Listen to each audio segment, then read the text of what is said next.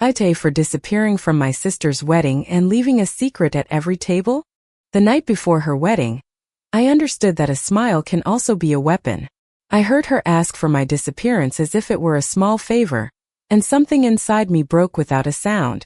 I had trusted, had given in, had carried more than anyone ever noticed, believing family love had a memory. Instead of collapsing, I moved, and in that shift, I began to see everything they had hidden from me in plain sight.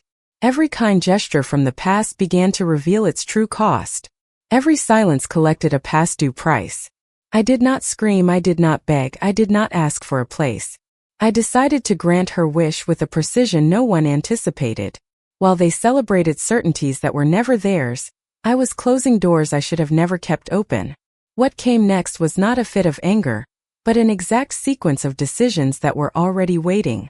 Because when someone asks you to disappear, sometimes the only possible answer is to show them everything you were holding up before you leave.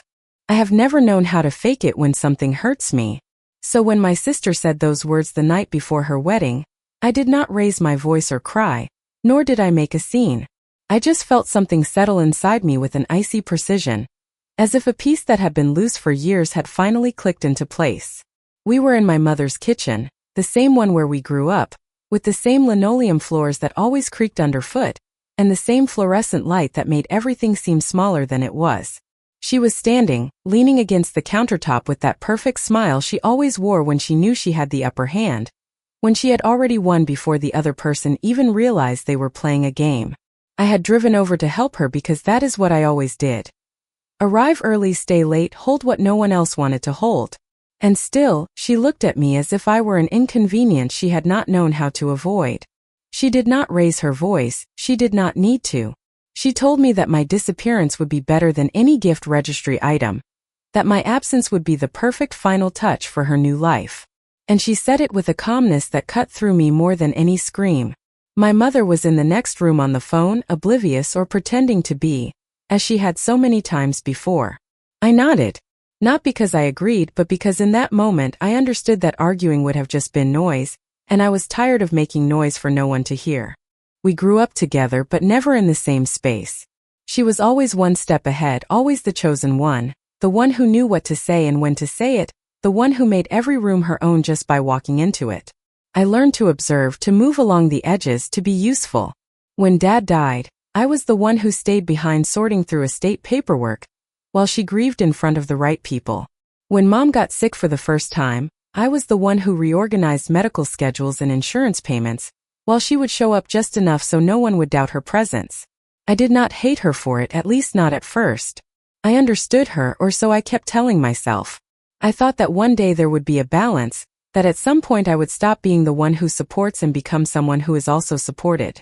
That day never came. Instead, what came were the condescending looks, the comments disguised as jokes, the decisions made without consulting me, even though they affected me directly. And still, when she announced her wedding, I was there. I was the first to offer help.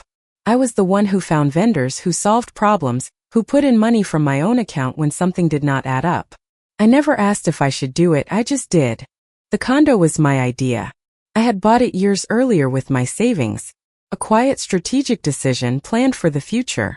I did not tell anyone at first because I did not need approval. It was in an up-and-coming neighborhood, nothing ostentatious but solid. When she got engaged and started talking about where they would live after the wedding, I mentioned it almost casually. I said it might be a good start for them, something temporary, something to help them get going without pressure. Her eyes lit up in a way I recognized immediately. She did not ask for details, did not ask about conditions. She assumed. From that moment on, she began referring to the place as if it were already hers. She would bring it up in conversations, mention it to her friends, talk about changes she would make, walls she would tear down. I let her talk. Every word was one more confirmation of something I already sensed. The night she asked me to disappear, I understood the condo was never a gift for her. It was a test, one more, a line I had crossed alone, hoping someone would be waiting for me on the other side. They were not. When I left the house, I walked for several blocks with no destination. My phone turned off, letting the cold city air clear my head. I was not sad. I was awake. For the first time in a long time, I saw everything with an uncomfortable but necessary clarity.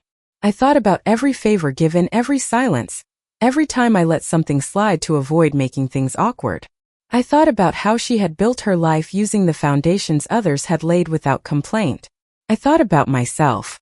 And I decided to grant her wish, but in my own way. The next morning, I did not go back to the house. I went straight to the real estate agency I had already spoken with months before when I was still evaluating options. They received me with just the right amount of professional courtesy, without unnecessary questions. The market was in my favor. I signed the sale agreement with a calm that surprised even the people assisting me. I did not negotiate excessively. I did not need to squeeze out every last dollar. I needed speed and discretion. The deal closed quickly. The new owner had no idea of the history behind those walls. He did not care. Neither did I. When I left, I felt something like relief but sharper. It was not peace, it was direction. Then came the envelopes. It was not an impulsive act. Each one was thought out, measured, written in a handwriting anyone who knew me well would recognize. I did not include long explanations or emotional speeches.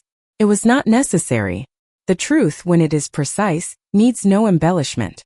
I set aside an entire afternoon for it, sitting at the table in my apartment with a guest list I knew better than they thought. I knew who was who. I knew what each of them had seen and what they had chosen to ignore. Not everyone would receive the same thing. Not everyone deserved the same thing. Some envelopes contained documents, others brief messages. They all had one thing in common. They could not be ignored once opened. I did not attend the ceremony, just as she wanted. My absence was noted. Of course, it always is when someone stops occupying the space others took for granted.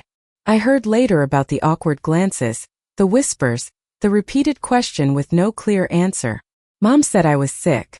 Someone else said something unexpected had come up. No one told the truth because no one knew the whole story. I was a few blocks away, watching from the perfect distance, coordinating with the venue staff to have the envelopes placed on each table before the guests sat down for the reception. It was not difficult. No one questions someone who seems to know what they are doing. When she entered the hall, I did not see her, but I imagined it. The posture, the confidence, the certainty that everything was under control. During the reception, the envelopes waited. They were not flashy, with no names in large print. They were simple, discreet, as I had always been. The moment arrived without an announcement. Someone opened one, then another. The murmur grew, chaotic and impossible to contain. I did not need to be there to know. I could see it with an almost cinematic clarity, as if every gesture belonged to me. She must have felt it first as a minor annoyance, something not on the program, and then as a crack. A fissure in the perfect image she had rehearsed for months. I do not know the exact second someone told her the condo no longer existed for her. I do not know who spoke the words or how she reacted at first. What I do know is that while the guests were reading, while their gazes changed in tone, while the celebration began to lose its shape, I was signing the final document that severed any remaining tie. My phone buzzed several times. I did not look at it. I had nothing to say yet. It was not time. I granted her wish. I vanished. But first I made it clear that to disappear does not mean to cease to exist. It means choosing where you will watch from when everything starts to fall into its wrong place. And as the tables remained full and the envelopes could no longer be closed, I knew that what had begun that night was not an impulsive act or a delayed reaction. It was merely the first move. The rest was already in motion. The silence that follows is never clean. It has edges, echoes, and proper names. I knew at the moment my phone started vibrating with numbers I had not saved and with those I had, all mixed together, all believing they deserved an immediate explanation. I did not answer, not because I had no words, but because I had already spoken too much for years without anyone listening. I limited myself to following the plan I had begun to map out long before the wedding night, back when I still pretended that patience was a virtue and not a slow way of erasing myself. That morning, I woke up early with the feeling that the day would not ask my permission to proceed. I ate breakfast without thinking, reviewed documents, and confirmed appointments. The reactions of others were not the focus. The effect was. The first consequences arrived through third parties. Short, awkward text messages, laden with the false concern that always appears when the ground shifts under other people's feet. An aunt asked if I was okay. A cousin wrote that what I did was intense, without clarifying if he meant it as a reproach or with admiration. No one mentioned the contents of the envelopes directly, as if naming it would make it completely real. That omission was the first sign that I had hit the mark. When people avoid a subject, it is not out of delicacy, it is out of fear. My mother called at noon. I answered because I knew she would not stop until she got something, even if it was just a fragment of my voice. She did not say hello. She did not ask how I was. She said my name as if it were an accusation. I listened without interrupting. She spoke of shame, of inappropriate timing, of families who were now gossiping. She did not mention my sister, nor did she deny anything. That was more revealing than any confession. When she finished, I told her I was not going to argue about what had already happened, that I had not yelled at the wedding or stopped the music or made a scene. I had only returned to each person what they had decided to ignore. There was an uncomfortable silence, then she hung up. She did not try calling again. The city kept running as always, indifferent, efficient. I moved within it with a new precision. I went to the bank, closed joint accounts, and canceled authorizations that should never have existed. Each transaction was a thread I cut, each signature a door that closed without a sound. No one asked me why. No one needs reasons when the paperwork is in order. On my way out, I ran into someone who had been on the guest list. We looked at each other for a second longer than usual. He said nothing. Neither did I. That brief exchange was enough to understand that the story was already being rewritten without me present. In the afternoon, the message I knew would come arrived. It was not from her. It was from him, her now husband. He had always seemed like a background figure to me, someone who took up space without altering it. His text was polite, almost careful. He said they needed to talk, that there were things he did not understand, that he had not expected what happened. I read it twice. I did not reply immediately, not because I was hesitating, but because I wanted to measure the exact moment. Control is not about making the other person wait. It is about deciding when to speak without being rushed.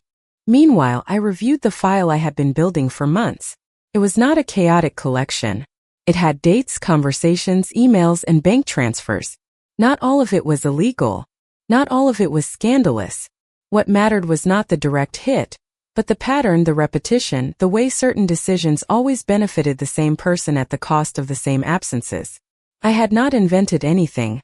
I had simply observed carefully and kept copies. When you end up invisible to someone, you become a privileged witness. No one is on guard around someone they believe does not matter. That evening I accepted his call. We spoke briefly. He said he was confused, that the wedding had not gone as he had imagined, that he had read what was in his envelope and did not know how to interpret it. I told him there were no double meanings, that it was not a riddle, that if he wanted to understand, he had to start by no longer assuming that everything revolved around what he needed. There was a long pause. He asked to see me. We agreed on a neutral place, no drama, no witnesses. I hung up with the feeling that something had shifted just slightly, but enough. My sister did not contact me that day, nor the next. Not because she did not want to, but because she was busy with damage control, containing, repairing, explaining, and justifying. When someone loses control of the narrative, they go into survival mode. Every gesture becomes defensive, every word a preemptive excuse. I heard from others that she had spent hours locked in a room with her new husband, that she had cried in front of some people and hardened her expression in front of others. They told me she had asked about me. I did not doubt it. The difference was that for the first time she could not demand my presence. The meeting with him was brief. He arrived early. That surprised me. He did not apologize, nor did he accuse me. He said there were things he did not know, that he had trusted, that now he was not sure of anything.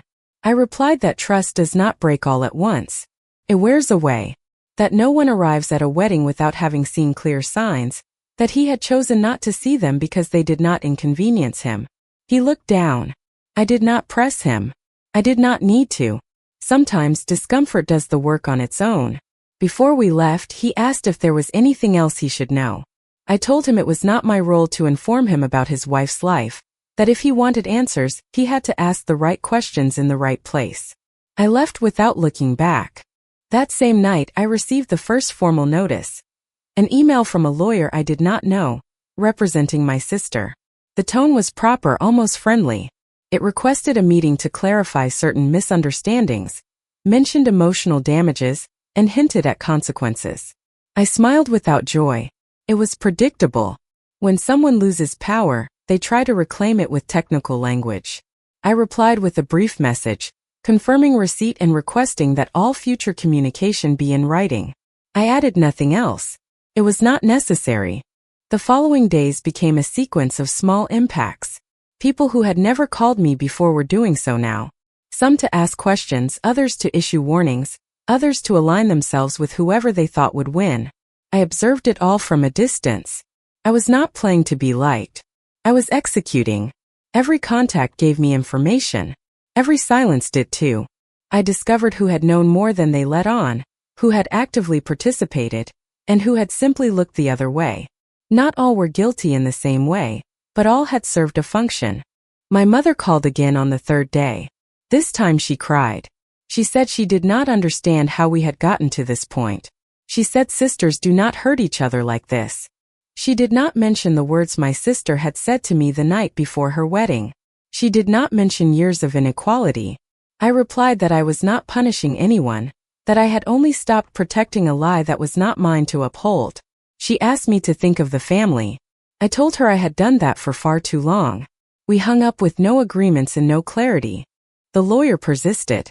In the second email the tone changed. Dates appeared, legal concepts and alleged damages. I read it carefully. I did not respond. Instead, I sent a message to my own legal team, the one I had prepared months ago without anyone knowing. Not because I planned a public battle, but because I understood the next move would not be emotional. It would be strategic and I was no longer willing to improvise. That week, someone left an envelope at my apartment door. It had no return address. Inside was a copy of something I had not included in the wedding envelopes. An older piece of evidence, something that had gone unnoticed even by me. I recognized it immediately. It was a signature that should not have been there. A decision made in my name without my authorization. I sat for a moment not to process but to confirm. I called someone I knew could verify it in minutes. They did. It was real. The implication was bigger than I had anticipated. For the first time since everything began, I felt a different emotion.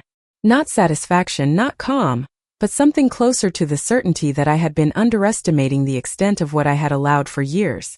This was not just about a condo or a wedding, or a cruel phrase spoken in a familiar kitchen. There was a whole framework, a habit of using my name as a silent backing, and now that habit was documented. I did not confront my sister immediately. It was not the time, nor did I tell anyone else. I saved the copy in the file, added notes, dates, and connections, and adjusted the map. I understood that the third act was not going to be just an emotional response. It was going to be a complete correction of the narrative. Who had I been in that family? Who had she been? All with my tacit permission. That night, I received a message from her for the first time since the wedding. It was not long and it was not kind. It did not ask to talk, it demanded. It said I was crossing a line that I did not know who I was messing with. I read it slowly. I replied with a single, perfectly measured sentence. I told her the line had always been there. She was only seeing it now because I was no longer standing on her side of it. She did not answer. The next morning, the lawyer sent a new email, this time attaching a preliminary legal notice. It was not a formal complaint filed with the court, but a warning. I read it without rushing. I called my team. I told them to activate the next phase. I did not explain over the phone. It was not necessary. They knew what to look for. They knew where to look. I simply confirmed that I was ready for the story to stop being told in half-truths. Before noon, I got another message from someone I did not expect, someone who had been close to my sister for years and now wanted to talk. She said she had read her envelope. She said there were things she could no longer keep silent about. She said she needed to see me before she changed her mind. I replied with a time and a place. As I got ready to leave, I thought about the phrase that had started it all, about her wish for me to disappear. I smiled without humor. I had not disappeared. I had moved. And in that shift, I had uncovered something that no one was ready to face.